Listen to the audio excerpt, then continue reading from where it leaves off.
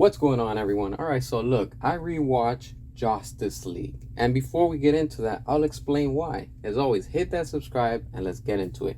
All right, so look, I was rewatching Justice League, and there's only one reason why. All right, I was looking and I was analyzing at all the clips that we got with Ben Affleck as Batman. Of course, what Joss Whedon gave us with that whole intro of Justice League, I gotta say, and I gotta be honest with you, I did like that because we get to see Ben Affleck again in action just for that scene.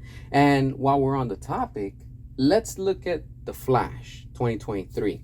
We see Ben Affleck again reprise his role as Batman, and we see him on his bat cycle. So those 2 minutes from that opening of Justice League and what we got with The Flash, when you combine them and you put them together, and of course when you add that on top of what we got with Batman versus Superman from Zack Snyder, it gives us more, and I as a fan appreciate that much more than what we're getting currently with WB, because WB has been dropping the ball and they've just been screwing things left and right. I would have, as a fan, accepted and wanted for WB to continue and do more with Ben Affleck and given us a Batman film instead of what we have gotten with Robert Pattinson and Matt Reeves and that whole universe. Is just not my cup of tea as a fan. I want more of Ben Affleck, and every time I watch these scenes from Justice League, from The Flash, and of course from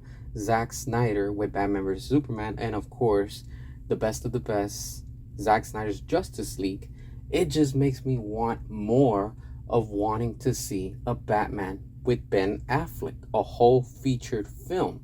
That's why it's a missed opportunity for WB that have not continued to do anything with it. But at the same time, I'm very hopeful, and I know that in due time we will get to see Ben Affleck's Batman back in action. And you might say, well, you're always constantly talking about that, you're constantly always saying that, and you're very positive, but I don't see anything happening. You're right. I'm very hopeful, positive, I'm enduring, and most of all, with a lot of faith, courage, and endurance, I'm being patient and holding the front line for you guys, because here I am on a daily basis or every other day fighting and still talking about, restore the Snyderverse, release the Ayer cut, because I'm sure there's a lot of deleted scenes also that David Ayer had cooked for us, and we still haven't seen with Ben Affleck in David Ayer's Suicide Squad. That's why when you look at it and you look at the big picture, of course, when Zack came back with Ben Affleck at SnyderCon 2023, they were both there in person, and they were both asked by the fans, if you were to do, a Batman movie with Ben Affleck, what would you have done with it?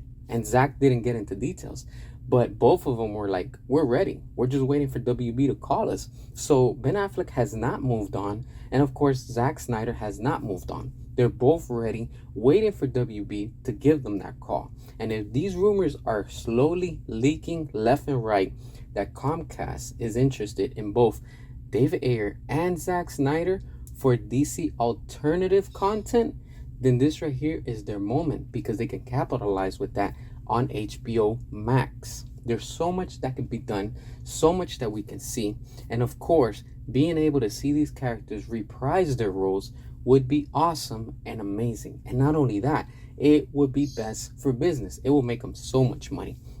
When you see that scene of Ben Affleck in Batman vs Superman with the Batmobile, it just gets you more excited, because you're like, whoa, we get to see him in the Batmobile, we get to see him in the Batwing, we get to see him in the Bat Cycle, and it's just awesome.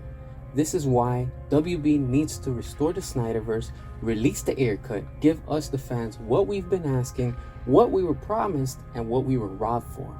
As always, drop your comments, hit that subscribe, and until next time.